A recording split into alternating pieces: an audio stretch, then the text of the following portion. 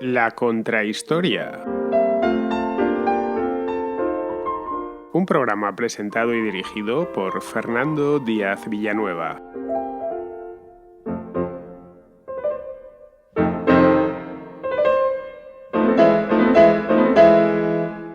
Al despuntar el siglo XIX, la Rusia zarista se había convertido ya en una gran potencia. Pasado un siglo desde el ascenso al trono de Pedro el Grande y tras la formidable expansión y fortalecimiento interno de los años de Catalina la Grande, el zar Pablo I, hijo de esta última, heredó un inmenso imperio que iba del mar Báltico hasta Alaska y de las costas del Ártico a las del mar Caspio. Era el mayor imperio del mundo. En superficie solo se podía medir en aquel momento con el del Imperio Español, que en aquel entonces alcanzó su máxima extensión territorial. Pero las posesiones del rey de España en América, en África y en Extremo Oriente estaban separadas por vastos océanos. Las del zar de Rusia eran contiguas y podían seguir creciendo. Pablo, en definitiva, se las prometía muy felices, pero no vivió mucho tiempo. En el año 1801 fue víctima de una conjura palaciega y asesinado por un grupo de aristócratas en un castillo de San Petersburgo. Le sucedió su hijo Alejandro, que tendría que enfrentar la invasión francesa de Rusia unos años más tarde. Pero el imperio salió fortalecido tras la derrota final de Napoleón en la batalla de Waterloo. Alejandro I y tras él los zares Constantino, que reinó muy poco, apenas un mes, y Nicolás I, se convirtieron en una pieza fundamental en el equilibrio de poderes de la Europa post-napoleónica, que consagró el Congreso de Viena de 1815. El imperio ruso siguió, por lo demás, expandiéndose en todas direcciones, aunque ya no quedaba tanto espacio en Eurasia, como se había encontrado Pedro el Grande o Catalina la Grande, y terminó chocando con los británicos por el sur y con los alemanes por el oeste. Con los primeros terminaría llegando a las manos en Crimea, en una guerra que Rusia perdió y que sería la antesala de una crisis que ocasionaría descontento y múltiples reformas en un imperio que, si bien se había modernizado exitosamente en el siglo XVIII, no conseguía incorporarse a la revolución industrial como ya estaban haciendo las potencias occidentales, y especialmente la gran potencia emergente de la época, los Estados Unidos de América, que se convertirían en la némesis de la Rusia soviética un siglo más tarde. Pero mucho antes de eso, el imperio ruso de la dinastía Romanov pareció que iba a durar muchísimo más tiempo. Los tres últimos zares de la dinastía y de la propia Rusia, Alejandro II, Alejandro III y Nicolás II, gozaron de reinados largos y hasta cierto punto pacíficos, aunque dos de ellos murieron asesinados. El imperio creció y prosperó durante estos reinados, que son correspondientes a la segunda mitad del siglo XIX, por lo que nada hacía presagiar que al comenzar el siglo XX el desastre estaba ya a la vuelta de la esquina. En 1904, a modo de aperitivo de la catástrofe que se avecinaba, la flota rusa del Pacífico fue derrotada, aniquilada básicamente por la japonesa, una humillación inconcebible tan solo un par de décadas antes.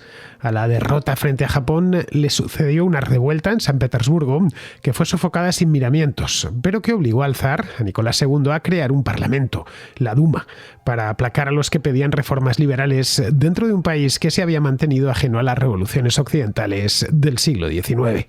En 1914 estalló la guerra en Europa, una guerra que pronto se transformó en una guerra mundial. Rusia estaba aliada con el Reino Unido y con Francia, por lo que tuvo que, en virtud de los acuerdos que había alcanzado previamente, tuvo que declarar la guerra a Alemania, al Imperio Alemán y al Imperio Austrohúngaro.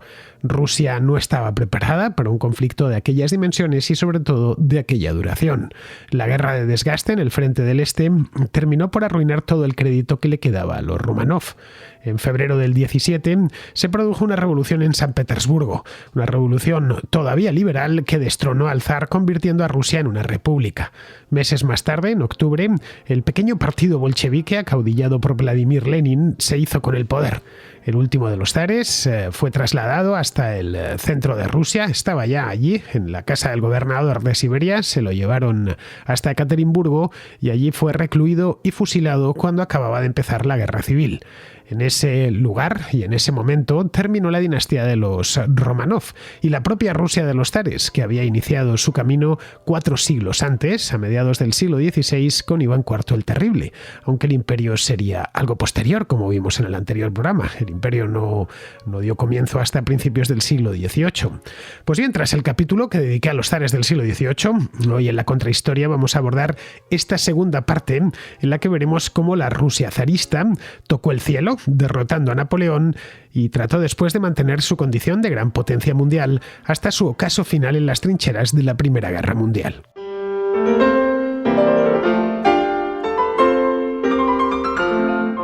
El 17 de noviembre de 1796, después de más de 3 décadas de reinado, de 34 años exactamente, Catalina II, más conocida como la Grande, murió en el Palacio de Invierno de San Petersburgo.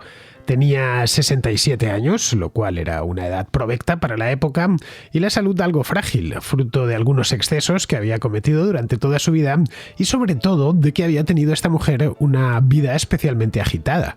Le sucedió su hijo, el emperador Pablo I, que era consciente de que su madre había pensado saltárselo en la línea de sucesión para nombrar como heredero a su hijo Alejandro, no al hijo de ella, sino al hijo de él, es decir, al nieto de Catalina la Grande. Bien, a partir de ahí, y esto os lo contaba en el anterior capítulo, Pablo, una de las primeras cosas que hizo fue instituir la primogenitura en la línea masculina como base para la sucesión. Quería evitar que en el futuro sucediese algo parecido a lo que estuvo a punto de sucederle a él. Fue, la verdad, una de las pocas reformas que pudo llevar a cabo Pablo I, porque a diferencia de su madre, reinó poco tiempo. En marzo de 1801, cuando no llevaba pues ni 5 años como zar, fue asesinado por una conspiración de nobles, de aristócratas, de diferentes aristócratas que desconfiaban de él, en el castillo de San Miguel de San Petersburgo. En algunos casos estos aristócratas tenían además cuentas pendientes personales con el zar, lo que motivó, había que sumarle que no era especialmente popular tampoco entre el pueblo, lo que motivó que terminasen acuchillándole. Su objetivo no era hacerse ellos con el poder, sino colocar en el trono al zarevich, al príncipe Alejandro, que era, como os decía antes, el favorito de Catalina, su nieto. En aquel entonces era un hombre muy joven, tenía solo 22 años de edad, y sabía con antelación lo que iban a hacer con su padre, con quien por lo demás tenía pues una pésima relación personal. No sabemos hasta qué punto le apenó la muerte, una muerte tan trágica, asesinado en una habitación de un castillo, de su padre a manos de generales y de aristócratas rusos. Bien, mientras todo esto sucedía en Rusia, en Europa se caldeaba el ambiente. Estamos hablando del año 1801. Bueno, llevaba caldeado más de 10 años, desde que había dado comienzo la Revolución Francesa, que son, como vimos aquí en estos programas que hice con Alberto Garín recientemente, los 4 programas que hicimos sobre la Revolución Francesa, dio origen a una cadena de guerras revolucionarias que a partir del año 1799, después del Directorio, se convirtieron en guerras napoleónicas. Por Napoleón Bonaparte, no por nada. Rusia estaba muy lejos de aquello, Rusia está lejos de Francia, pero la inestabilidad se había apoderado del continente y les terminó alcanzando. Además, la Rusia de Pablo I o de la propia Catalina la Grande ya no era un país menor en el borde este del continente. Era una de las principales potencias europeas y no podía escapar de ninguna manera a las guerras que involucraban al resto de potencias europeas, desde España pues hasta Prusia, pasando por Escandinavia, Italia.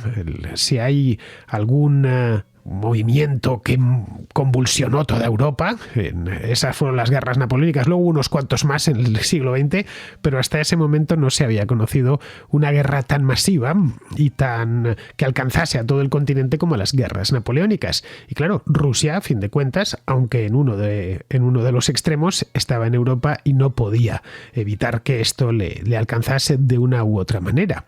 El zar Pablo era un antirrevolucionario convencido, en parte por convicciones propias y en parte por diferenciarse de su madre, con la que había tenido una relación muy mala.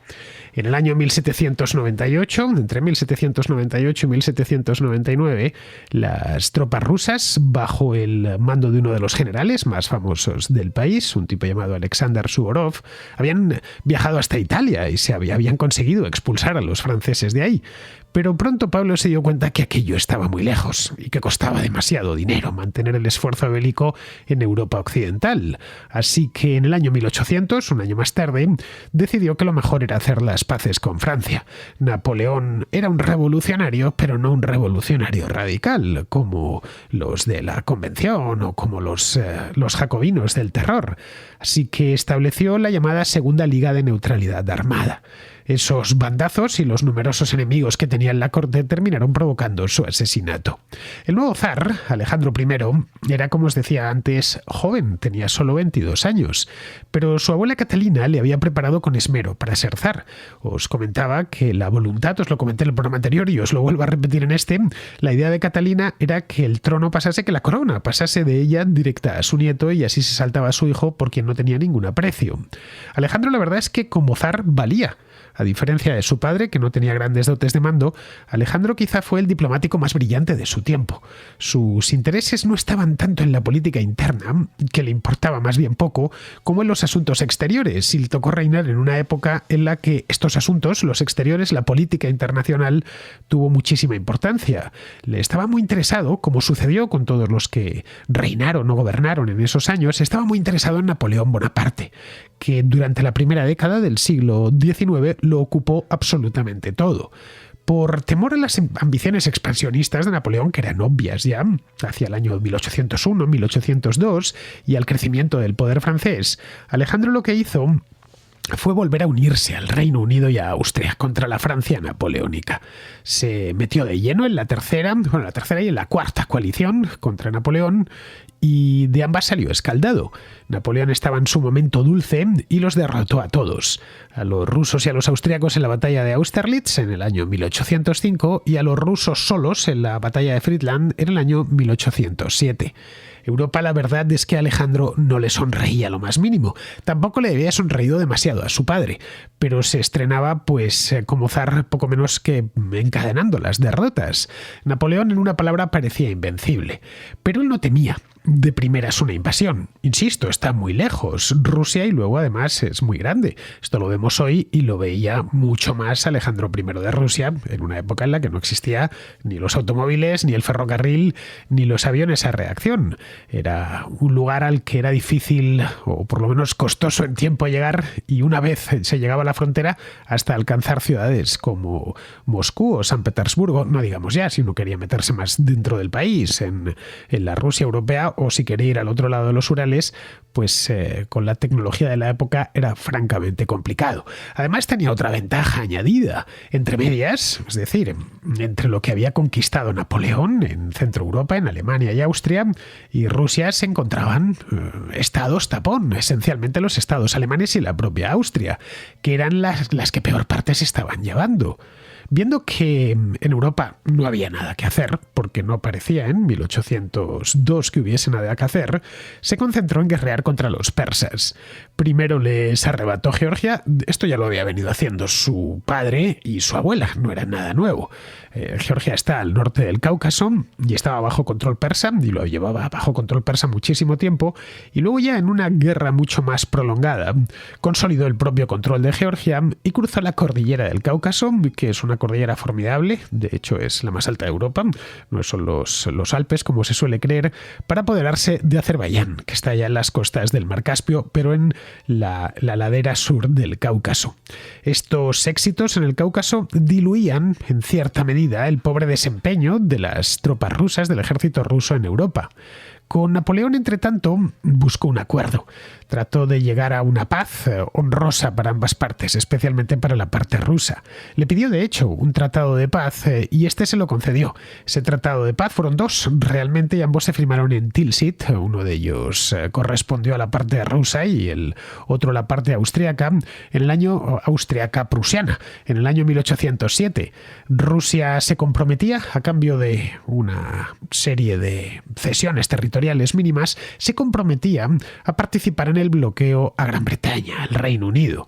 Algo que no parecía, así de principio, muy costoso, porque las costas rusas, de nuevo, estaban muy lejos. La posibilidad que tenían los británicos de hacerle daño a Rusia, de principio, luego resultó que sí que la tenían. Era pequeña, a fin de cuentas, la costa rusa, la del Océano Ártico, sí, tiene acceso al mar abierto, pero las otras están, las del Báltico, pues están eso mismo, en el mar Báltico.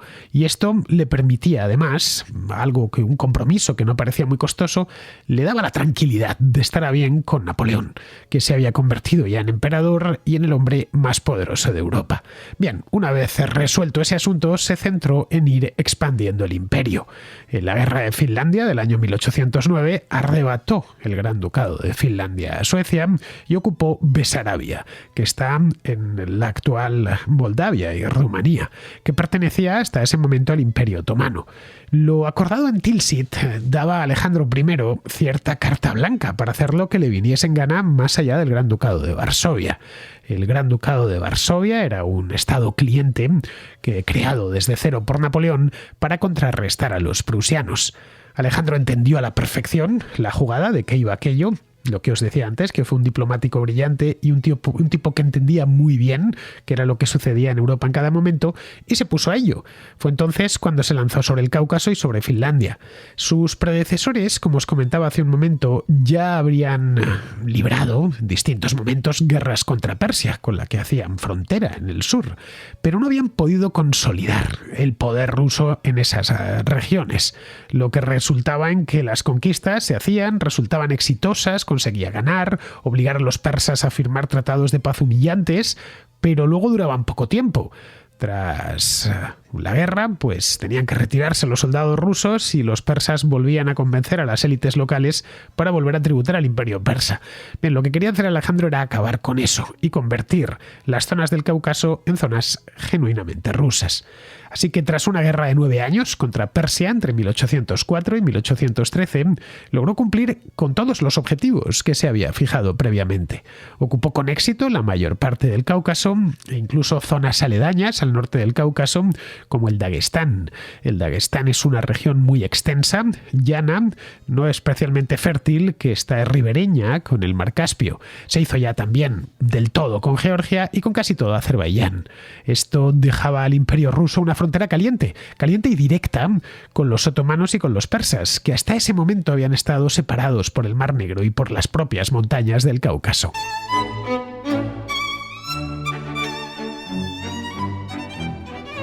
La alianza franco-rusa, consagrada en la paz de Tilsit, se fue tensando poco a poco, y se fue tensando por ambas partes. Napoleón estaba preocupado porque Rusia crecía demasiado deprisa y se apuntaba a victorias sin parar en el este, concretamente en el Cáucaso.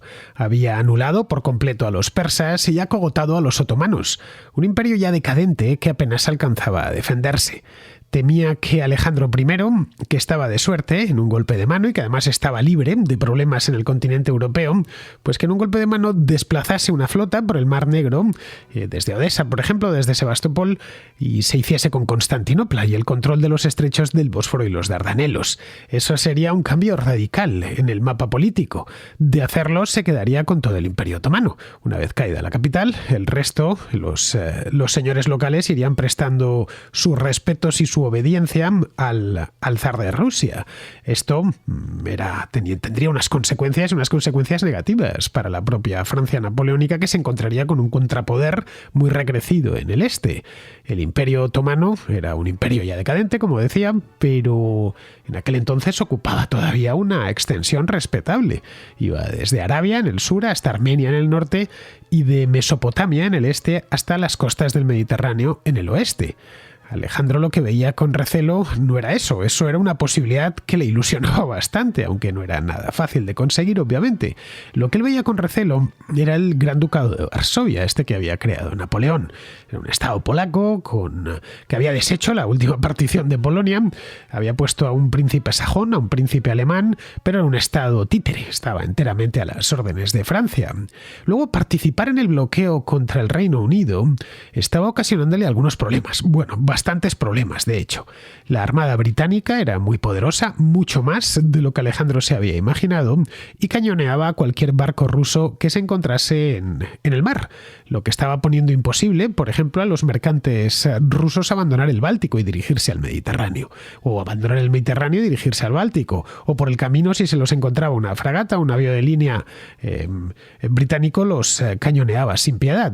Por lo tanto, lo que él firmó, pensando que no supondría coste alguno porque el mar es muy grande, pues estaba viendo que le estaba incomodando bastante, tanto que no podía ni importar ni exportar, y eso se lo hicieron hicieron saber. Así que en el año 1810 Alejandro I decidió desdecirse de lo acordado en Tilsit y abandonó el bloqueo de Gran Bretaña.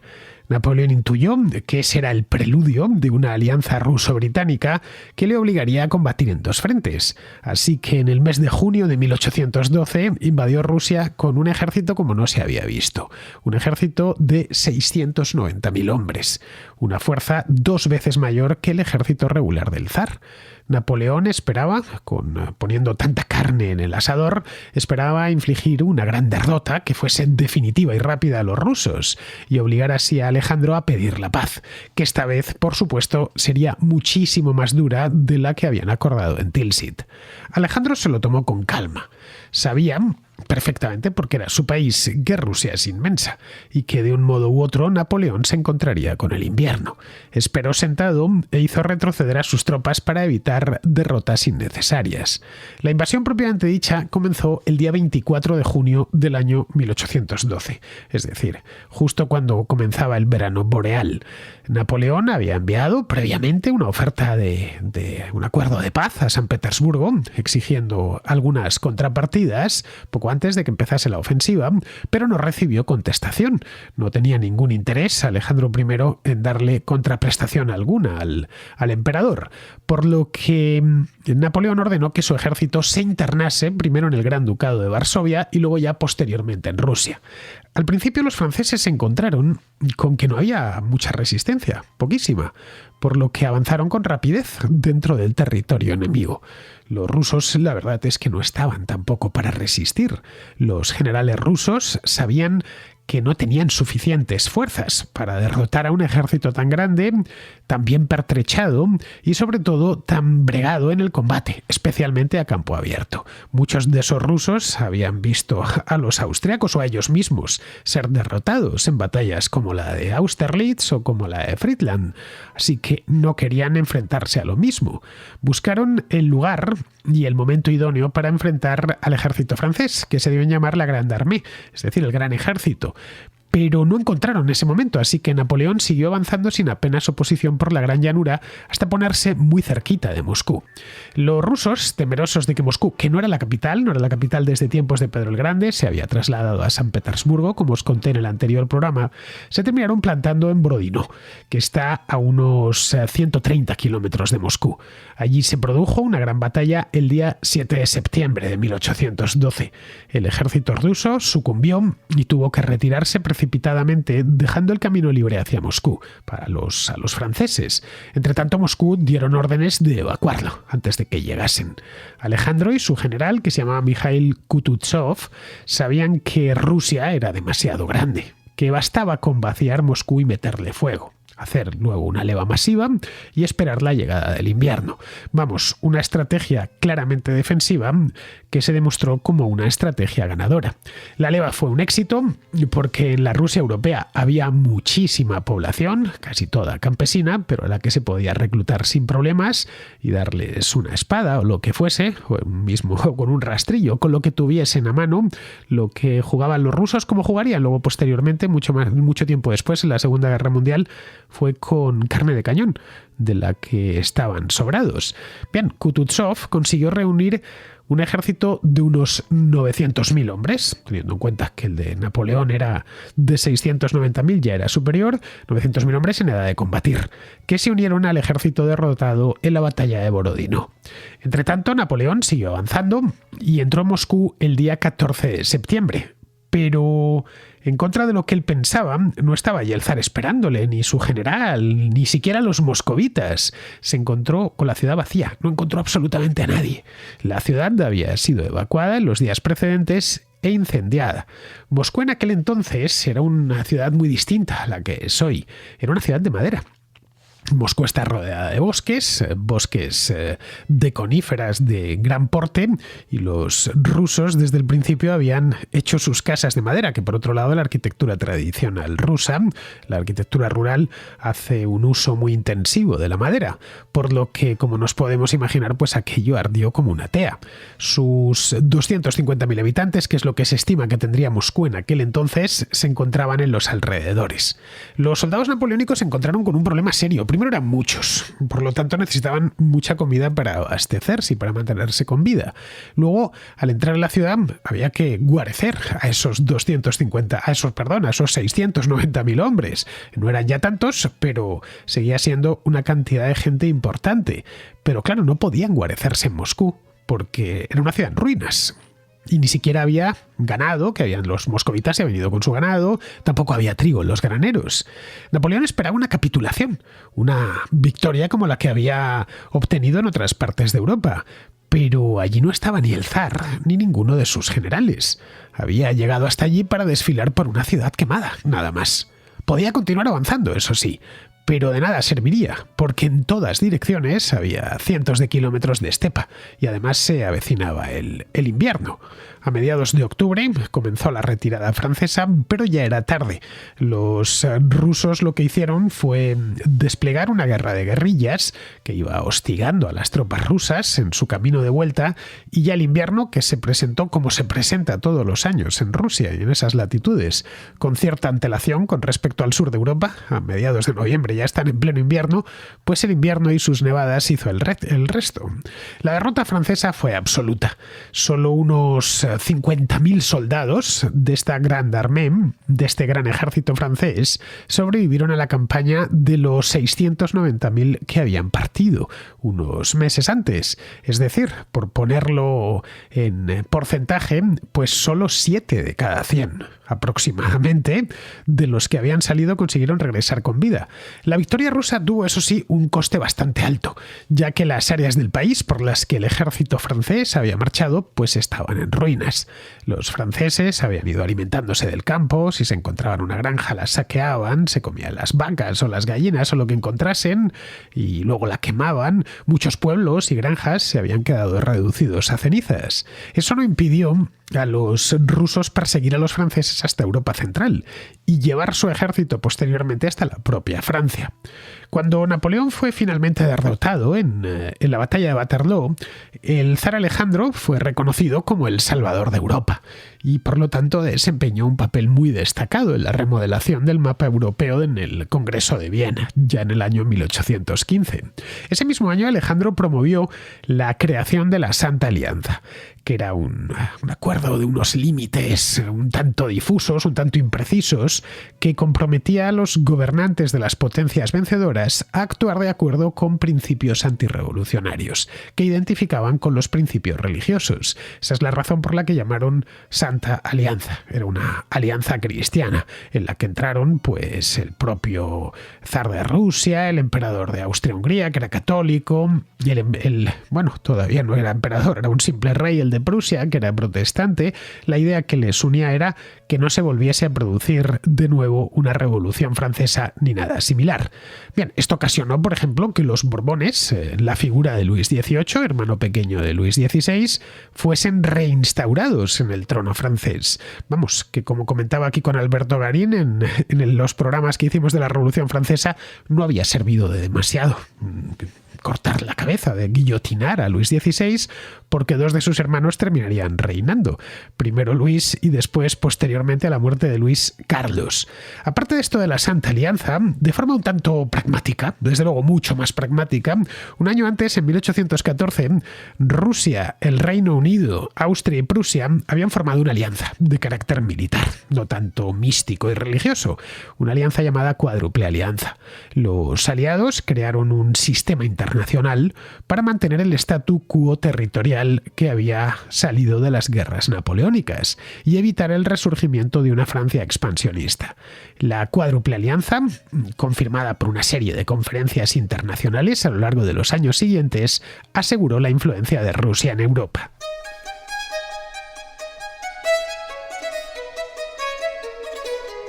A pesar de las inclinaciones ilustradas de su juventud, heredadas obviamente de su abuela Catalina, Alejandro I, después del año 1815 del Congreso de Viena y de todos los acuerdos que parieron un nuevo mundo y un nuevo mapa político, se volvió cada vez más conservador.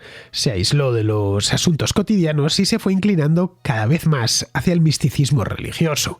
Las elevadas esperanzas de reforma que tenía para Rusia se vieron frustradas por el inmenso tamaño del país y por el atraso económico del imperio. Así que siguió reinando durante 10 años más, murió de tifus justo 10 años después de la derrota definitiva de Napoleón, murió en 1825, cuando se encontraba de viaje por las localidades costeras del Mar Negro. Era todavía joven, tenía solo 47 años, pero su salud estaba muy deteriorada, especialmente la salud mental. Vivía, al parecer, encerrado, sin apenas hablar con nadie y entregado a los rezos y a los oficios religiosos. Su cadáver fue llevado a San Petersburgo y enterrado en la Catedral de San Pedro y San Pablo. Este zar, Alejandro I, era muy querido por los rusos, que le atribuían la victoria contra Napoleón. Algunos, además, era un tipo con gran carisma. Algunos rusos se negaron a creer que había muerto de verdad y se extendió una leyenda que decía que había abandonado el trono por voluntad propia, que no le interesaba mandar, en una palabra, porque quería llevar una vida de ermitaño en Siberia, viviendo como un pobre, con harapos, pidiendo y mendigando dinero por ahí.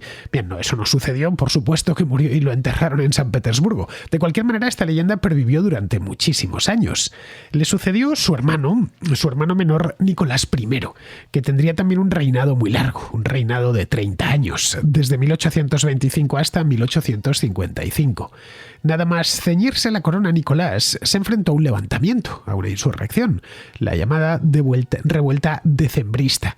Se la llamó así, decembrista, porque estalló el día 14 de diciembre y duró varios días, hasta el día 26. Pues esto fue justo 2 semanas después de que muriese Alejandro I. Alejandro I murió el 1 de diciembre. El trasfondo de esta revuelta se encontraba en las guerras napoleónicas, cuando varios oficiales rusos, bien educados todos, pertenecientes a la nobleza, habían viajado a Europa occidental en el curso de la guerra, para educarse o para mejorar sus capacitaciones bélicas. Allí, claro, habían entrado en contacto con las ideas liberales que predominaban en la Europa occidental, en Londres, en Berlín, en Ámsterdam, etc. Y eso les animó a hacer las mismas reformas en Rusia. La revuelta decembrista, de hecho, la protagonizaron un pequeño grupo de aristócratas liberales y oficiales del ejército que querían al hermano de Nicolás, a Constantino, como monarca constitucional. La revuelta fue fácilmente aplastada, llegaron incluso a nombrar a Nicolás zar, pero nada, la cuestión fue muy breve, duró poco menos de un mes. Pero vamos, esta experiencia tan amarga, nada más ser coronado, hizo que Nicolás se alejara de cualquier idea de modernizar el régimen. Para reprimir nuevas revueltas y nuevos problemas, intensificó la censura. Empezó a vigilar constantemente lo que se decía en las escuelas y sobre todo en las universidades. Los libros, sobre todo los de texto, estaban estrictamente regulados por el gobierno. Se creó también un cuerpo de espías que informaban puntualmente al gobierno de posibles revolucionarios. Los sospechosos eran enviados a Siberia. Aquí es cuando arranca la costumbre rusa de deportar a Siberia a los disidentes, que tendrían ya el resto de zares, y luego posteriormente los soviéticos. Las represalias por la revuelta decembrista hicieron de la fecha de la revuelta del 14 de diciembre un día recordado durante mucho tiempo por los movimientos revolucionarios posteriores, incluidos los bolcheviques. La cuestión de fondo que enfrentaba el zar era la misma que habían tenido sus antecesores: ¿hacia dónde llevar a Rusia? Un tema que no se había abandonado pues desde principios del siglo XVIII, desde tiempos de Pedro el Grande.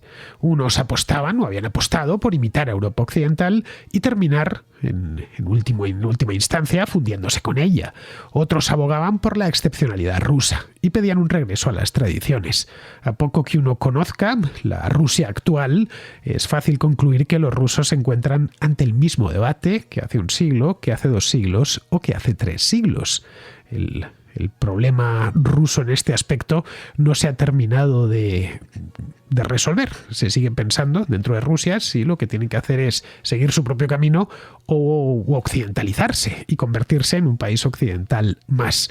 Bien, este último camino, el de ser excepcionales, genuinamente rusos y volver sobre sus tradiciones, lo defendían los llamados eslavófilos, que despreciaban al occidente germano y latino por considerarlo decadente. Oponían el colectivismo eslavo frente al individualismo de raigambre grecorromana que imperaba en Occidente. La comunidad eslava ancestral que se conocía como Mir, como esa estación espacial de hace unos años, frente a la idea de ciudadanía y soberanía individual de los occidentales. Vamos, que no es casual que a lo largo del siglo XIX las doctrinas políticas más colectivistas fuesen elaboradas por radicales rusos, por gente como Alexander Herzen, por Mikhail Bakunin o por Piotr Kropotkin. Bueno, o que el primer régimen socialista se implantase en Rusia y no en ningún país de Occidente. Bien, al margen de cuestiones ideológicas y de los pilares de la legitimidad misma de los zares, tanto Alejandro I como Nicolás I siguieron una política exterior expansiva. Alejandro I, como os comentaba antes, venció a los persas y a los otomanos. Su hermano Nicolás continuó por ahí. En tanto en cuanto, además, Europa había quedado más o menos aproximadamente en paz y con las fronteras muy bien delimitadas, y en virtud de lo que había salido del Congreso de Viena ya no se podían alterar, así que todo lo que le quedaba era tirar hacia el sur y hacia el este. Utilizó Georgia como la base para implantar el dominio ruso en el Cáucaso. Atacó de nuevo a los persas y volvió a derrotarles. Tras la guerra ruso-persa, que fue del año 1826 a 1828, habían tenido otra durante las guerras napoleónicas, obligó al Shah de Persia a firmar un tratado, el Tratado de Turkmenchai, por el cual le entregó el persa su parte de Armenia, otra parte estaba en manos de los otomanos, lo que quedaba de Azerbaiyán y lo que hoy es la provincia de Igdir, en el este de Turquía. En la guerra ruso-turca, según salió de una guerra, pues se metió en otra. Esta fue de 1828 a 1829. Rusia lo que hizo fue invadir el noreste de Anatolia y ocupó un par de ciudades otomanas, concretamente Erzurum y Gumushane, que tenían una numerosa comunidad griega ortodoxa viviendo allí. Para justificar la invasión, lo que hizo Nicolás fue presentarse como el protector de los griegos cristianos que vivían en el lugar. Esto le hizo muy popular entre los griegos de la región del Ponto, es decir, del norte de la actual Turquía, la que tiene costa en el Mar Negro, que le veían pues casi como una reencarnación del emperador de Bizancio. En Polonia lo que se encontró fue con un levantamiento en el año 1830, que aplastó con gran dureza, por cierto. No sería el primero que tuvieron que enfrentar los rusos en Polonia. Años más tarde, cuando Nicolás I ya había pasado a mejor vida, en el año 1863, ya con Alejandro II, hubo otro levantamiento en Polonia.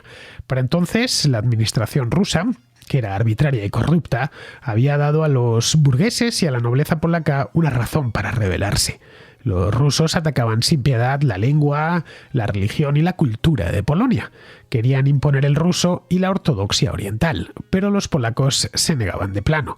Querían seguir hablando polaco. Polonia había sido un reino muy importante, la mancomunidad polaco-lituana había existido durante siglos y había ocupado, de hecho, buenas partes del imperio ruso en ese momento, y además eran católicos a machamartillo, así que no tenían ningún interés en convertirse en cristianos ortodoxos.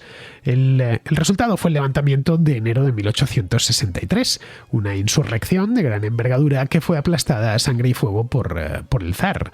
Murieron unos 30.000 polacos en las refriegas. Las potencias occidentales, como Francia o como el Reino Unido, como Austria, trataron de intervenir en la crisis polaca, pero no querían desatar una guerra a gran escala. Sabían que no estaba bien, pero no querían provocar al zar y hacer que todo saltase por los aires. Lo que sí se constituyó fue una legión de voluntarios occidentales llamada Legión Garibaldi. Se llamó así porque su creador fue el hijo de Giuseppe Garibaldi, un tipo llamado Menotti Garibaldi. A la Legión Garibaldi se sumaron voluntarios llegados de toda Europa occidental.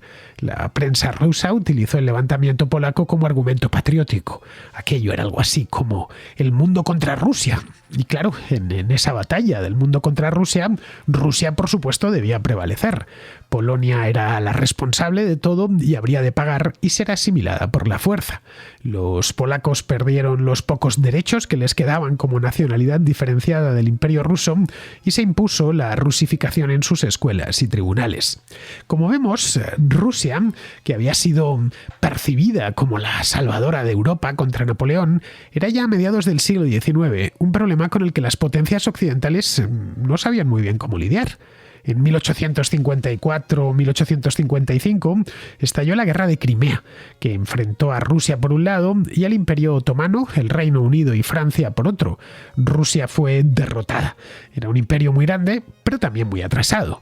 Sus armas no podían medirse con las británicas o con las francesas, países que ya para entonces habían abrazado con entusiasmo la revolución industrial, que estaban construyendo grandes imperios coloniales y que eran mucho más prósperos, que podían resistir más en una guerra. La Guerra de Crimea tuvo un significado muy especial, porque hasta ese momento Rusia era considerada como invencible. Y así era desde el siglo XVIII, y especialmente desde la derrota final de Napoleón. En Crimea el ejército ruso sufrió varios reveses en tierra y mar que expusieron todas las debilidades del ejército ruso y del régimen del zar Nicolás I, que se había cerrado sobre sí mismo. Si queréis saber más sobre la guerra de Crimea, hace ya un tiempo le dediqué una contrahistoria, que está en el archivo.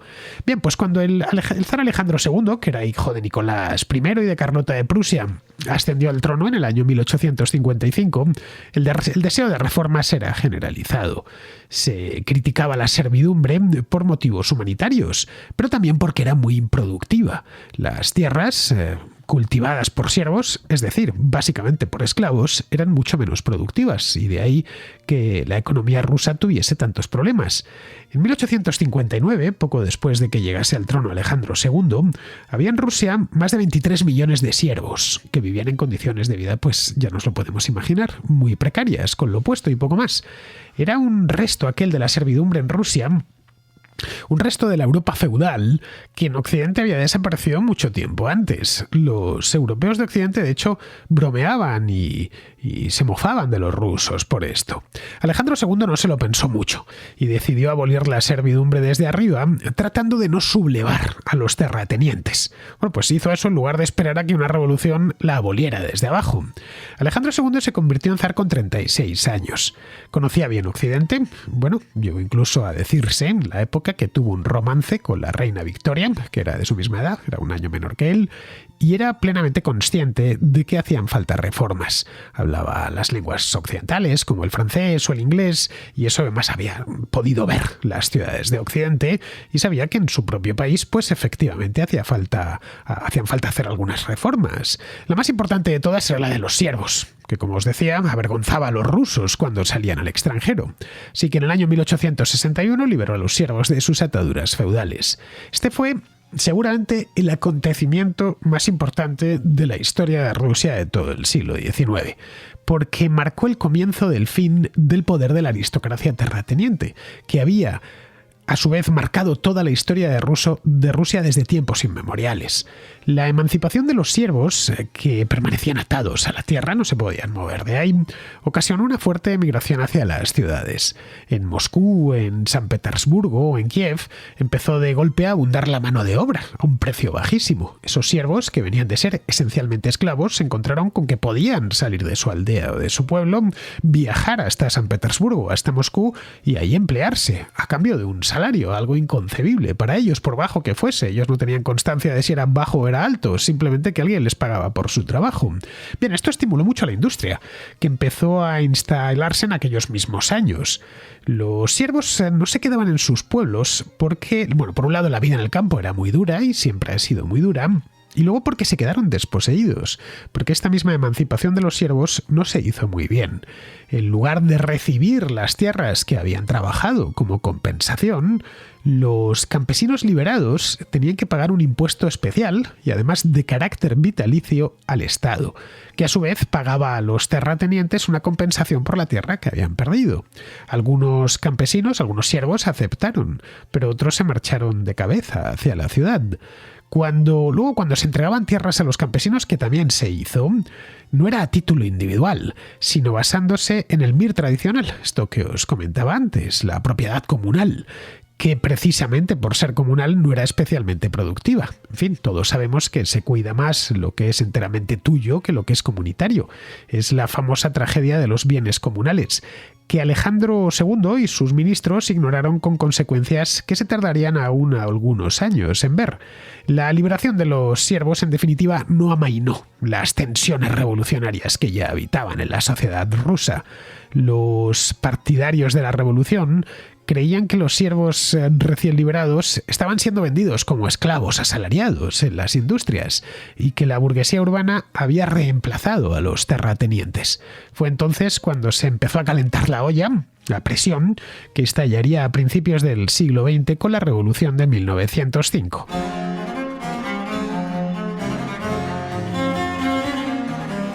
La revolución del año 1905 Alejandro II ni la podía imaginar. Y por supuesto, naturalmente no la sabía porque no podía ver el futuro. Así que, liberados a los siervos, volvió a lo mejor que habían hecho los zares desde siempre. Es decir, volvió a expandir sus dominios. Como en Europa no había dónde hacerlo, sin buscarse problemas mayores, el Cáucaso ya lo controlaba y no quería molestar a los otomanos, que se habían protegidos por británicos y franceses, se concentró en Extremo Oriente. Arrebató la Manchuria exterior a la China de la dinastía Qing y anexionó al imperio la región de Amur. Hizo también una desinversión en esta época. Se olvidó de Alaska en el año 1867, un territorio al que los rusos habían llegado a finales del siglo XVIII, en tiempos de Catalina la Grande. Allí chocaron, o mejor dicho, se encontraron con los españoles que subían desde California en distintas expediciones. España se terminó retirando a principios del siglo XIX y ya en tiempos de Pablo I y Alejandro I se establecieron los primeros asentamientos rusos en Alaska mediante una compañía llamada Compañía Ruso-Americana. Pero Alaska estaba demasiado lejos y no interesaba a nadie, así que en el año 1867 el zar vendió a Estados Unidos la provincia por $7 millones. El entonces presidente de Estados Unidos, Andrew Johnson, estaba especialmente interesado porque habría una nueva frontera para la joven y pujante nación que ya iba de costa a costa y que acababa de superar la guerra civil. Bien, pues aunque en origen quiso evitar los problemas con los otomanos, era imposible que más tarde o más temprano se enfrentase con ellos. Compartían demasiada frontera. Compartían por un lado el Mar Negro, que no es muy grande, y luego hacían frontera con los dos estados, hacían frontera en dos sitios. Por un lado Armenia en el este y por otro lado Besarabia en el oeste. El Imperio Otomano iba a menos, cada vez era más débil y se había demostrado completamente incapaz de modernizarse y de ponerse al día. Si había conseguido ganar la guerra de Crimea era porque había recibido un apoyo fundamental, crucial, de británicos y de franceses. De otra manera hubiera sido derrotado. Pues bien, a finales de la década de 1870, Rusia y el Imperio Otomano volvieron a enfrentarse en los Balcanes. De 1875 a 1877, la crisis de los Balcanes se intensificó, con rebeliones populares contra el dominio otomano, de distintas nacionalidades eslavas que los turcos otomanos habían dominado desde el siglo XVI. Esto se veía como un riesgo político en Rusia, que reprimía a su vez a sus musulmanes en Asia Central y en el Cáucaso. La opinión nacionalista rusa se convirtió en un factor interno importante.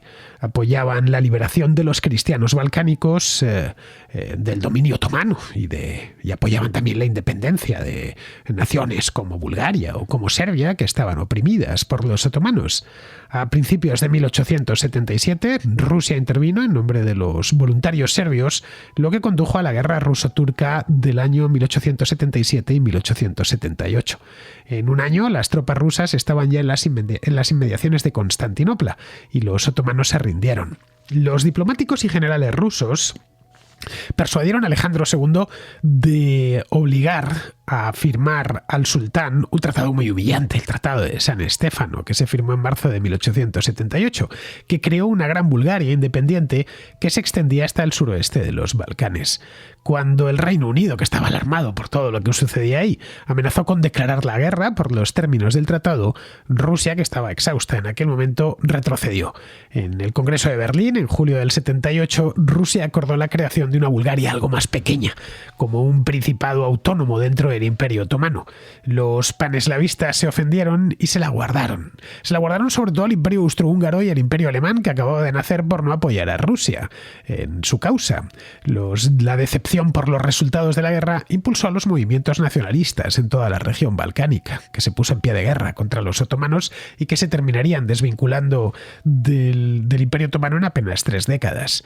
Poco después de concluir la guerra contra el Imperio Otomano, en el año 1881, 1181, Alejandro II fue asesinado.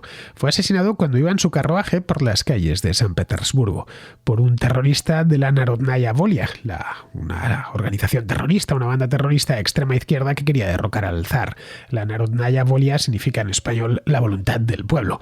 Fue dificilísimo matar a este hombre, le tuvieron que poner 3 bombas. La primera no funcionó, la segunda tampoco y al final la tercera ya terminó acabando con su vida. El trono pasó al zarevich, a Alejandro, que fue coronado como Alejandro III. Tenía, como su padre, 36 años al ascender al trono, pero su carácter era muy distinto. Alejandro III no era un reformista, era un reaccionario que por motivos personales odiaba, por ejemplo, y había odiado siempre que su padre tuviese amantes, y también por motivos políticos revivió la máxima de los nacionalistas rusos que se cifraba en 3 pilares: ortodoxia, es decir, ortodoxia religiosa, autocracia y nacionalidad. Era la máxima de Nicolás I. Luego era además este hombre un eslavófilo comprometido. Creía que Rusia podría salvarse cerrándose a las influencias subversivas de Europa Occidental. Durante su reinado, Rusia formó la Alianza Franco-Rusa para contener el creciente poder de Alemania. Completó la conquista de Asia Central y exigió importantes concesiones territoriales y comerciales de China. El consejero más influyente del zar fue un tipo llamado Konstantin Podebonotsev, que había sido su tutor y lo sería posteriormente de su hijo Nicolás. Podebonotsev enseñó a ambos que la libertad de expresión o la libertad de prensa eran algo inaceptable, algo que no tenía cabida en Rusia, que la democracia, la Constitución o el Parlamento eran de hecho la causa de la decadencia de Occidente frente a la superioridad moral de Rusia, que se cifraba en esos 3 principios que os decía antes: la ortodoxia, la autocracia y la nacionalidad, y que por lo tanto tenían que ir por ahí, que todo lo que fuese despistarse de esos 3 principios acabaría con la ruina de Rusia. Ambos zares le compraron a Podebonotsev, le compraron la guía al milímetro, especialmente el padre más que el hijo. El hijo ya tuvo que enfrentarse a la realidad y a lo que sucedía en la calle. También en aquel momento fue cuando empezó a someterse a un escrutinio exhaustivo a todo el que pidiese la más tímida reforma, por pequeña que fuese, y se persiguió sin tregua a los revolucionarios que empezaban a proliferar, especialmente en las ciudades.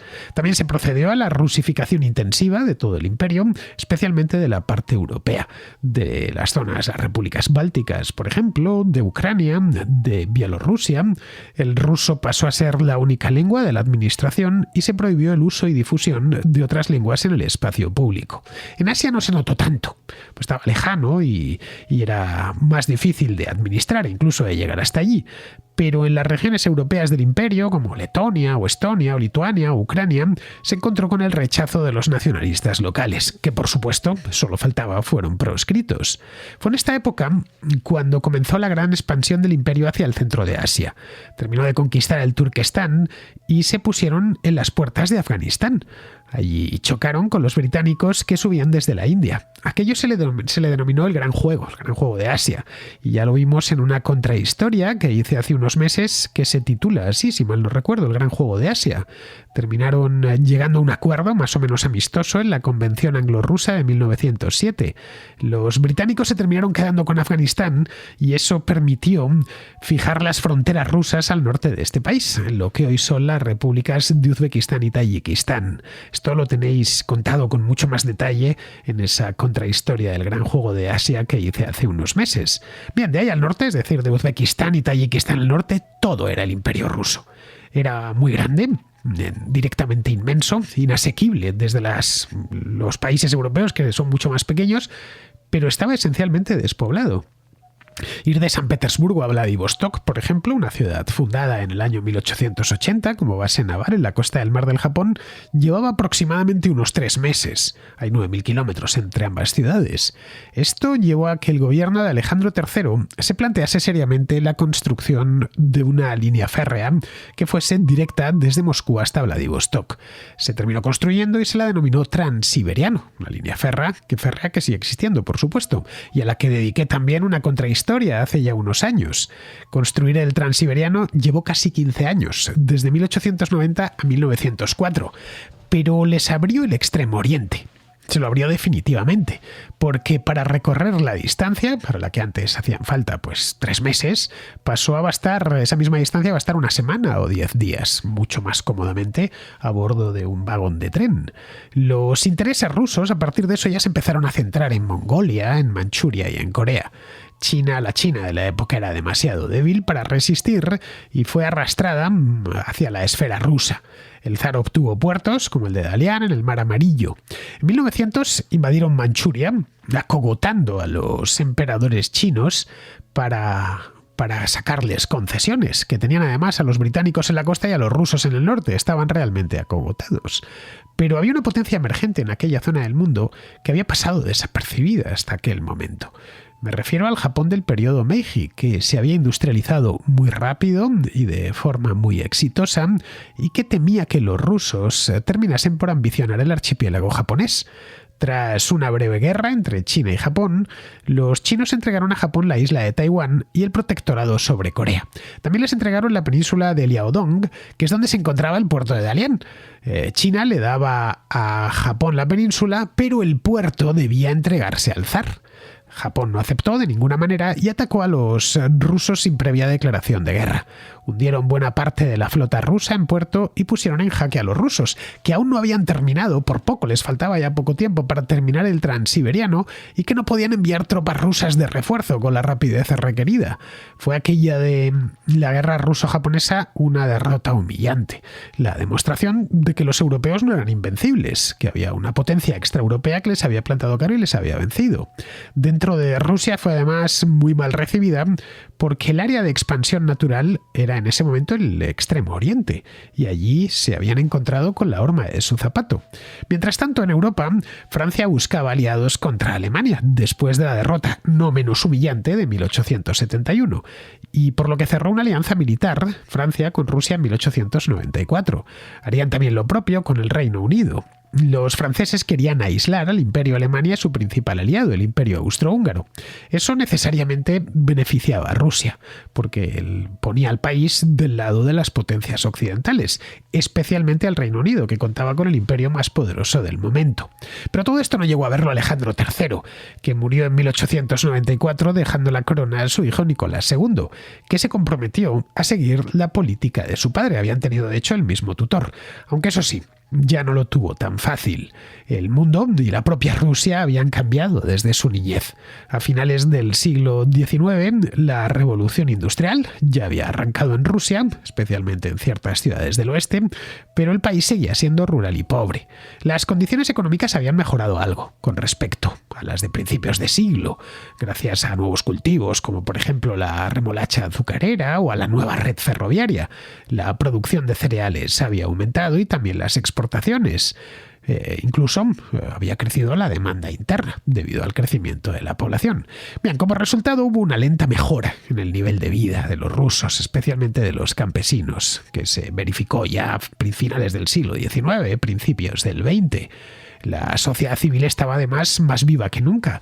Por mucho que Alejandro III se esforzase en aislar al país, la verdad es que Rusia estaba muy politizada en el cambio de siglo. En la derecha política, los elementos reaccionarios de la aristocracia favorecían a los grandes terratenientes, quienes, pese a todo, a pesar de que tenían un partido que les defendía, fueron vendiendo poco a poco sus tierras a los campesinos a través del Banco de Tierras Campesinas. Casi todos pertenecían al Partido Octubrista, que era un partido conservador cuya base eran los grandes propietarios y los empresarios. Aceptaron la reforma agraria, pero insistieron en que se indemnizase cuantiosamente a los propietarios. Apoyaban también reformas de largo alcance y esperaban, los más idealistas, que esa clase terrateniente tan antigua se desvaneciese poco a poco, mientras aceptaban, aceptasen el gobierno un pago por sus propias tierras de las que se estaban deshaciendo. Los elementos liberales, muy comunes en ciertas ciudades del oeste, lo que apostaban por el capitalismo y que el país se industrializase, Creían en una reforma social que fuese pacífica y en una monarquía constitucional, inspirada en la de otras partes de Europa, como el Reino Unido. Creían que eso era la mejor manera de dejar evolucionar a Rusia poco a poco. Estos formaron el Partido Demócrata Constitucional, que era más conocido como los Cadetes. En la izquierda, los socialistas revolucionarios y los socialdemócratas marxistas querían expropiar la tierra sin compensación, pero debatían que después de hecho eso, ¿qué hacer? Si distribuirla entre los campesinos, se le llamó la solución Narodnik, o ponerla en propiedad colectiva. Los socialistas revolucionarios también se diferenciaban de los socialdemócratas en que los socialistas revolucionarios creían que una revolución debía depender de los trabajadores urbanos, no del campesinado al que consideraban que muy tradicional y excesivamente dependiente de la Iglesia. En el año 1903, en el segundo congreso del Partido Laborista Socialdemócrata Ruso, que se celebró en Londres, el partido se dividió en dos alas. Los mencheviques, por un lado, que eran gradualistas, y los bolcheviques, que eran más radicales. Los mencheviques creían que la clase obrera rusa estaba todavía insuficientemente desarrollada y que el socialismo solo podría lograrse tras un periodo de gobierno liberal burgués. Por lo tanto, lo que favorecían en aquel momento era que había que, pues precisamente, ir hacia eso, hacia un periodo de gobierno liberal burgués como el que tenía el Reino Unido de la época. Los bolcheviques eran mucho más radicales. Los bolcheviques tenían un líder que era un iluminado, un tipo llamado Vladimir Lenin, y apoyaban la idea de formar una pequeña élite de revolucionarios profesionales, sujetos todos a una disciplina de partido muy fuerte para actuar como la vanguardia del proletariado, con el fin de tomar el poder por la fuerza y hacer entonces la revolución. La derrota en la guerra ruso-japonesa, que nos dejamos algo más arriba, fue un gran golpe para el régimen zarista y aumentó aún más el descontento. En enero de 1905 ocurrió un incidente conocido como Domingo Sangriento, cuando un pope ortodoxo llamado Georgi Gapón condujo a una enorme multitud hasta el Palacio de Invierno de San Petersburgo para presentar una petición al zar. Cuando la manifestación llegó al palacio, los soldados abrieron fuego contra la multitud y mataron a cientos de personas. La opinión pública estaba tan indignada por la masacre que se declaró una huelga general, que exigía ya mismo una república democrática y el destronamiento de los zares. Esto marcó el comienzo de la Revolución de 1905. Surgieron soviets, es decir, consejos de trabajadores en la mayoría de las ciudades para dirigir la actividad revolucionaria. Rusia llegó a estar paralizada y el gobierno desesperado. Nicolás II tuvo que abandonar todas sus creencias juveniles y hacer concesiones. Hizo a regañadientes el manifiesto de octubre que concedía la creación de una Duma, es decir, un Parlamento Nacional, que se convocaría sin demora. Se amplió el derecho de voto y ninguna ley se convertiría en definitiva sin la confirmación de la Duma. Los grupos moderados, los partidos moderados, parecían satisfechos con la reforma. Iba en la línea que ellos pretendían. Pero los socialistas rechazaron las concesiones por insuficientes y trataron de organizar nuevas huelgas. A finales de 1905 había bastante desunión entre los opositores y eso permitió al zar fortalecerse, o por lo menos a la posición del zar. Eso sí, fue un fortalecimiento momentáneo. El zar Nicolás II y digo momentáneo porque unos pocos años más tarde todo saltaría por los aires. Saltó en 1914 o a partir de 1914. El zar Nicolás II y sus súbditos entraron en la Primera Guerra Mundial con mucho entusiasmo, bueno, el mismo que los alemanes o que los franceses, entusiasmo patriótico para defender a sus hermanos eslavos ortodoxos que estaban amenazados, es decir, a los serbios que hayan sido agredidos por los austriacos y los alemanes. Iban además de la mano con franceses y británicos, que eran las dos potencias occidentales más importantes, lo que constituía, o eso les parecía en aquel momento, una garantía de éxito. Se les antojó que, como en las guerras napoleónicas, parecía que Rusia había apostado desde el principio por el caballo ganador.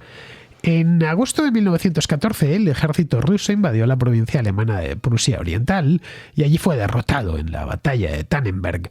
El desastre pudo compensarse con la ocupación de una parte significativa de la Galicia controlada por los austriacos. El frente se estabilizó porque Alemania estaba más volcada en el frente occidental, donde combatía contra franceses y británicos, que en el oriental. Pero aún así, el oriental, el gran frente ignorado de la Primera Guerra Mundial, llegó a ser desesperante. En el mes de septiembre de 1914, para aliviar la presión sobre Francia, los rusos se vieron obligados decididos a detener una ofensiva muy exitosa contra Austria-Hungría, en Galicia, para atacar Silesia, que estaba controlada por los alemanes. Los retrocesos militares y la creciente escasez de alimentos en las ciudades rusas pronto agriaron el humor de gran parte de la población. En apenas 6 meses se les había esfumado el optimismo. El control alemán del mar Báltico y el control germano-otomano del mar Negro impidieron además que llegasen suministros del extranjero y paralizaron por completo su comercio. Vamos, que todo se iba poniendo en contra del zar. A mediados de 1915, el impacto de la guerra fue desmoralizador. Los alimentos y el combustible escaseaban, las víctimas y la inflación aumentaban, las huelgas empezaron a proliferar porque pagaban a los obreros en rublos ya muy devaluados, con los que apenas podían comprar nada, porque nada había en las tiendas, así que el zar finalmente decidió tomar el mando personal del ejército y se trasladó al frente dejando a su esposa, la emperatriz Alexandra, a cargo del gobierno en la capital. Allí Alexandra cayó bajo el embrujo de un monje llamado Grigori Rasputín, que despertó las suspicacias en el gobierno y entre los aristócratas. Rasputín terminó asesinado tras una conjura de nobles a finales de 1916, pero eso ya no pudo restaurar el prestigio perdido del zar. La monarquía cayó poco después, en la Revolución de febrero de 1917. Hay contrahistoria al respecto, por cierto, que la hice en 2017 cuando se conmemoraba el centenario. El 2 de marzo de ese año, Nicolás II abdicó y dejó todo el poder en manos de un gobierno provisional. El gobierno provisional decidió honrar los compromisos internacionales y proseguir con la guerra, pero el partido bolchevique se negaba. Pidieron a los trabajadores que exigieran al gobierno el fin de la guerra buscando una paz separada con Alemania y Austria-Hungría, que aceptaran lo que les pusiesen encima de la mesa y se consiguiese la paz. El 3 de marzo del 17 se convocó una huelga en una fábrica de la capital, a la que habían cambiado el nombre, dejó de llamarse San Petersburgo y le pusieron Petrogrado, eso lo habían hecho antes para que no tuviese un nombre de reminiscencias alemanas, y esa huelga fue un éxito. En solo unos días la ciudad quedó completamente paralizada y comenzaron los disturbios callejeros. La voluntad era tumbar al gobierno provisional y crear las condiciones adecuadas para hacerse con el poder, cosa que conseguirían meses más tarde, en octubre de ese año, con un golpe de estado que derrocó al gobierno. De esto, por supuesto, también hay contrahistoria. La tenéis de nuevo en el archivo. El gobierno provisional, que primero estuvo presidido por Georgi Lvov y luego ya por Alexander Kerensky, recluyó a la familia real en un palacio de San Petersburgo, un palacio que había hecho Catalina la Grande, el palacio de Tsarskoye Selo, a las afueras de la ciudad. Los metieron ahí porque no sabían qué hacer con ellos. En agosto los enviaron hacia el interior del país en tren, quizá temiendo que los legitimistas se valiesen de la presencia del zar en las cercanías de San Petersburgo de Petrogrado para reinstaurar la monarquía. Otros creen que los enviaron hacia el este para sacarlos del país por Vladivostok vía Japón. La verdad es que no sabemos qué llevó a Kerensky a enviar los zares hacia el interior. Lo que sí sabemos es que el 19 de agosto llegaron a Tobolsk, que es una ciudad pequeñita, poco menos que un pueblo en Siberia, y se alojaron en la mansión del gobernador de Siberia, un pequeño palacete junto a una aldea en mitad de la taiga siberiana. Allí permanecería el zar y su familia hasta abril de 1918, cuando los bolcheviques, ya en el poder, ordenaron que fuesen trasladados a Ekaterimburgo. Y allí serían fusilados en el mes de julio, de manera un tanto precipitada, porque había dado comienzo la guerra civil y Lenin temía que el zar cayese en manos del ejército blanco y se convirtiese en su símbolo. El imperio que los zares legaban a los bolcheviques era inmenso. Tenía casi 23 millones de kilómetros cuadrados. Eso es casi una sexta parte de toda la masa terrestre emergida del planeta. Su único rival en tamaño en ese momento era el Imperio Británico, que, como el español, 100 años antes, estaba separado por los océanos. El Imperio ruso estaba habitado por unos 160 millones de personas, que pertenecían a más de un centenar de grupos étnicos. La mayoría de la población vivía, eso sí, en la Rusia europea. Los grupos étnicos estaban repartidos por todo el imperio y componían los rusos, propiamente dicho, los rusos étnicos componían aproximadamente el 45% de la población. Era un imperio muy joven, además, tenía solo 200 años de antigüedad. Había nacido, como os contaba en el programa anterior, en el año 1721, tras la Guerra del Norte. En aquel entonces se circunscribía a la Rusia europea y a parte de Siberia, que que estaba aún en gran parte por explorar y solo contaba con unos 15 millones de súbditos. Había multiplicado este imperio por 10 su población en 2 siglos y por 3 su superficie, que con la excepción de Alaska era totalmente contigua. Eso le permitió expandirse, pero también le complicó mucho las cosas. En la era moderna, los imperios tenían que contar con poderosas flotas y controlar los océanos. Pero Rusia tenía, y sigue teniendo, pocas salidas al mar abierto, más allá de las costas heladas del Océano Ártico. Las profundas hendiduras que hay en la costa, por ejemplo, del mar Báltico, no sirven de gran cosa, porque estaban en aquel momento rodeadas por poblaciones que no eran étnicamente rusas, caso de Finlandia, por ejemplo, o de los países bálticos. Algo similar le sucedía en el Extremo Oriente. Apenas había gente en las costas rusas del Pacífico. Pero incluso en el Mediterráneo tampoco tenían un acceso claro. Es cierto que controlaban lo que hoy es la costa ucraniana o georgiana, pero tenían que pasar por los estrechos, por el Bósforo y los Dardanelos para acceder al Mediterráneo, que ya es de por sí un mar interior. Esas características continentales le impidieron acceder afuera de la gran masa terrestre euroasiática, que fue una ventaja de la que habían disfrutado españoles y británicos anteriormente. Les condenó a ocupar todo el terreno que pudieron en Eurasia, que fue muchísimo, pero también era un terreno muy pobre y muy despoblado, que se tornó difícil y costoso de gobernar. Al gobierno ruso le costaba extraer riquezas de sus conquistas y ponerlas en el mercado mundial. Eso y la voluntad sistemática de permanecer aferrados a formas de organización política arcaicas precipitó su final en el curso de la Primera Guerra Mundial. Pero a un imperio le sucedió otro. Los zares blancos no tardarían en convertirse, tras la Guerra Civil, que duró 4 años, de 1918 a 1922, en zares rojos. Ahí el imperio se reinventó como una potencia mundial tras la invasión alemana de la Segunda Guerra Mundial. Pero eso ya lo veremos en otra contrahistoria. Espero que os haya gustado esta contrahistoria sobre la Rusia zarista, pero en el siglo XIX, y parte del siglo XX también. Se ha hecho esperar porque entre medias metí, como bien sabéis, la Revolución Francesa y lo del Palacio del Buen Retiro en Madrid, pero tenía a Alberto Garín disponible y no voy a perder la oportunidad de hacer un programa con él teniéndole a mano. Así que, aunque haya cierta distancia en el tiempo entre la primera contrahistoria de los zares y la segunda, pues en el futuro no habrá problema porque se podrá uno servir las dos seguidas en el archivo. Bueno, ya desde ya mismo se pueden escuchar en el archivo una detrás de la otra. Bien, vamos ahora con el contrasello y las cuestiones históricas que nos traen los contraescuchas. El contrasello. El espacio de ruegos, preguntas y reflexiones de la contrahistoria. Empezamos con Natalia, que tiene una propuesta sobre la Segunda República. Buenas tardes, soy una estudiante de Derecho y Administración de Empresas que se encuentra haciendo sus exámenes finales. Durante el tiempo que dedico a hacer los apuntes, ponerlos en orden o cualquier cosa que tenga un ratito libre, escucho tus podcasts porque me parecen muy interesantes.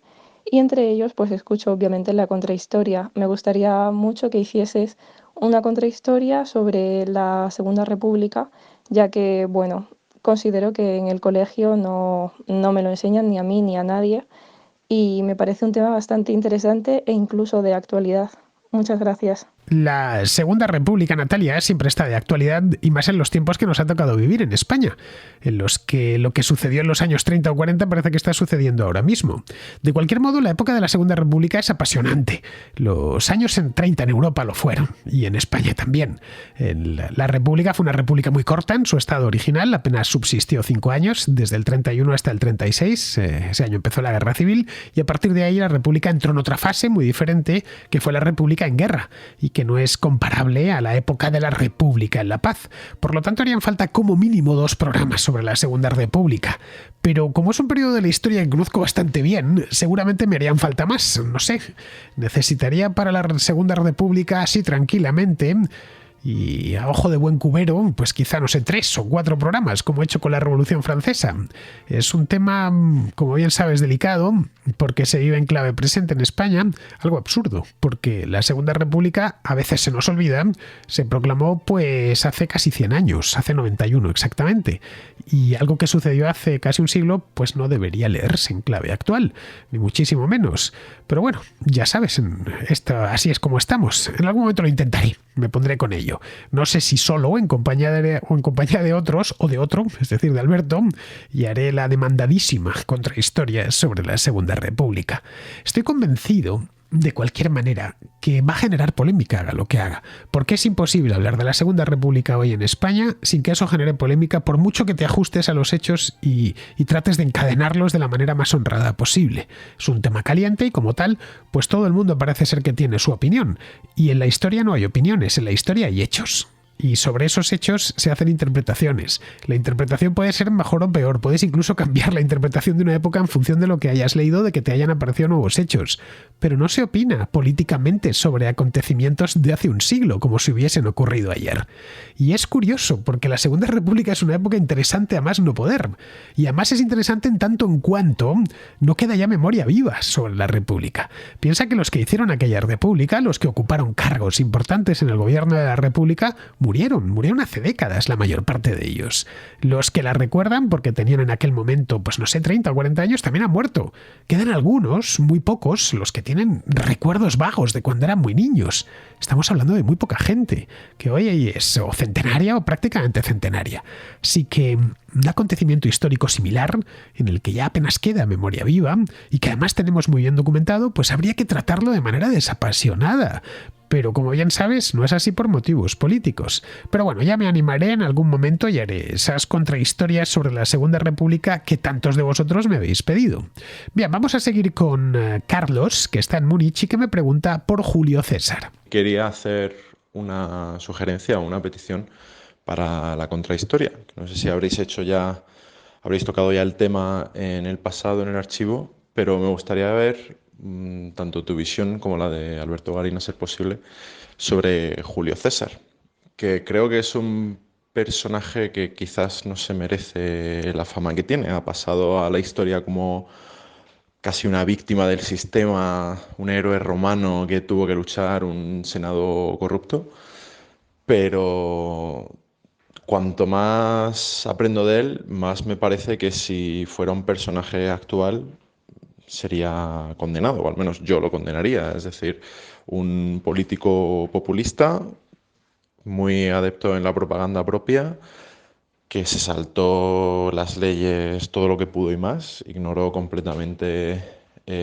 pues la normativa del Senado y la ley romana, todo lo que pudo, y al final acabó en una guerra civil en la que se erigió él como dictador, ¿no? Él mismo inició la guerra civil contra el Estado, se levantó y se puso a sí mismo como dictador, y sin embargo, basado en la historia, pues la misma Wikipedia, que es la versión más popular, digamos, de los hechos, lo pone como una víctima del sistema, que el Senado estaba contra él y lo quería despojar de sus logros y de su ejército y demás, ¿no? Entonces, me parece un tema muy interesante por cómo algo que actualmente completamente se condenaría, o al menos yo mismo estaría en contra, ha pasado a la historia completamente al revés, ¿no? Y ha sido pues un dictador, un golpista populista que de repente pasa a ser un héroe del país y todo el mundo lo recuerda como tal. Y pues tanta gente que se llama Julio César, ¿no? Es una figura mítica. Entonces me gustaría ver desde vuestra visión, que siempre es tan documentada y tan profesional, cómo veis la figura del personaje, cómo fue y cómo ha pasado a la historia de la forma en la que ha pasado. Muchísimas gracias. La figura de Julio César sí que he tenido intención de tratarla en alguna ocasión. Sabes que he hecho algunas contrahistorias sobre la antigua Roma. Bueno, hace no mucho tiempo le dediqué una a Octavio Augusto, que era un personaje que también me pidieron en varias ocasiones y por eso le dediqué un programa. Julio César es un proyecto mucho más ambicioso que el de Octavio Augusto, porque es un personaje que, aunque gobernó mucho menos tiempo por lo menos, que su sobrino, que Octavio Augusto, desde el punto de vista histórico es más interesante. Fue en esencia un dictador populista, pero un dictador populista de su época, es decir, del siglo I a.C. De eso han pasado ya más de 2000 años, y con el paso del tiempo estas cosas, digamos que se suavizan. Caray, nadie hace un juicio político a Nabucodonosor, por ejemplo, o a Hammurabi o a Ramsés II. Y por supuesto, nadie hace un juicio político a Julio César porque hay demasiada distancia entre él y nosotros. Pero nada, buena parte, de hecho, de los héroes de la antigüedad que la cultura occidental ha estado glosando durante 2000 años eran gente poco recomendable, desde el punto de vista moral, quiero decir. No sé, Alejandro Magno, por ejemplo, que tanto nos gusta, fue esencialmente un tirano. Lo mismo sucede con prácticamente todos los emperadores de Roma. Era otra época, una época muy lejana, y no podemos juzgarla con los criterios morales de nuestra época. Es algo que vengo diciendo desde hace mucho tiempo. Acabo hace un momento de hablar de la Segunda República, y le decía a Natalia que han pasado casi 100 años de aquello y que es estúpido seguir leyéndolo en clave del presente. Pues si eso no debemos hacerlo con la Segunda República, imagínate con Julio César, que lo tenemos mucho más lejos, a 2000 años vista, más de 2000 años vista. La clave, lo fundamental aquí es entender cómo apareció esa figura, cómo se desenvolvió en la Roma republicana. La Roma republicana ya estaba herida, las guerras civiles y los problemas internos se sucedían. Y sobre todo con Julio César es cómo murió y el legado que dejó. Bueno, una figura como la de Octavio Augusto. Aquí, como te decía, le dediqué un programa, pues ya comenté en aquel programa que sería inconcebible sin Julio César. Que por cierto era familiar suyo, era un tío, su tío y su padre adoptivo. En cierta medida, Octavio Augusto concluyó la labor de Julio César. Lo hizo con mucha más mano izquierda que su tía y sobre todo tuvo mucho más tiempo para hacerlo. Recuerda que Octavio Augusto, que se decía defensor de las libertades republicanas y que se negó a utilizar el título de rey, fue laminando una a una todas esas libertades republicanas. Convirtió el Senado en poco menos que un coro de aplaudidores y también tuvo su guerra civil, por supuesto. Pero vamos, yo encantado de hacer ese programa sobre Julio César, y si es con Alberto, pues mucho mejor. Así que Alberto, sé que estás al otro lado, ya sabes, ve preparándote algo sobre Julio César, porque de una manera u otra terminaremos haciéndole un programa que puede llegar a ser, creedme, muy interesante. Bien, pues con esto, queridos amigos, ya damos por concluida la contrahistoria, la de hoy, la segunda parte del Imperio de los Zares. Ya veremos en el futuro si la continuamos con el Imperio de los Soviets. Entre tanto, me despido de vosotros hasta la próxima contrahistoria.